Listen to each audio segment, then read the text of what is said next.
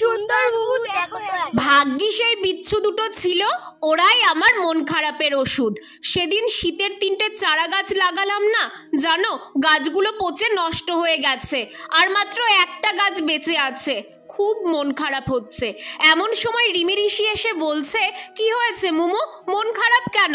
দেখ না, টাকা দিয়ে কেনা গাছগুলো সব মরে যাচ্ছে।